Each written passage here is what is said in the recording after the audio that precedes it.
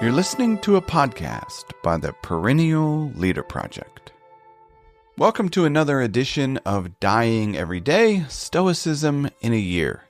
We've made it to day 36, where we're exploring what it means to live a happy life. Before we begin, I ask you to take a moment and think about the happiest person you know. Once you do so, ask yourself, what attributes led you to identify them as a, quote, happy person? As we explore this selected passage from Seneca's On the Happy Life, see if it aligns with who you selected. Seneca wrote, "Now, if we agree on this point, it is natural that we also agree on the following, namely, that a happy life depends upon this and this alone, our attainment of perfect reason." What is the happy life? It is peace of mind and lasting tranquility.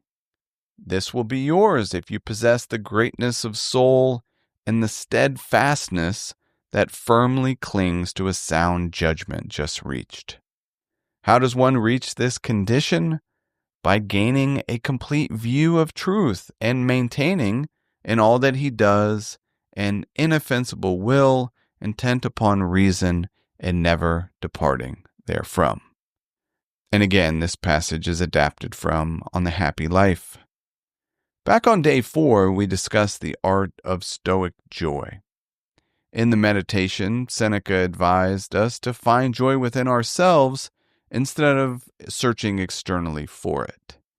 You might recall him urging his friend Lucilius to cast aside those things that glitter on the outside, those things that are promised by another, and instead look to your real good and rejoice in what is yours.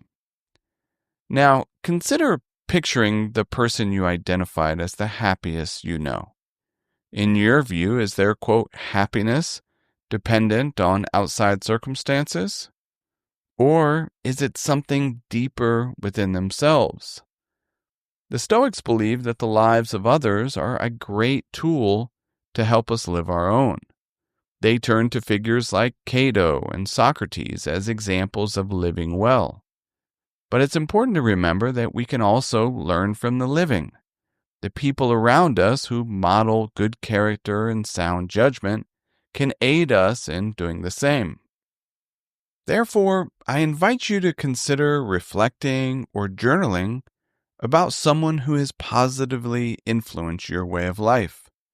What have you learned about living the, quote, good life, or perhaps things you'd like to avoid from the people around you? Thank you for listening to Dying Every Day, Stoicism in a Year. I hope you found something useful for daily life. If you enjoy what we're doing here and want to support the project, consider becoming a Perennial Meditations member. And finally, as always, I urge you to put what you heard into practice. Until next time, be wise and be well.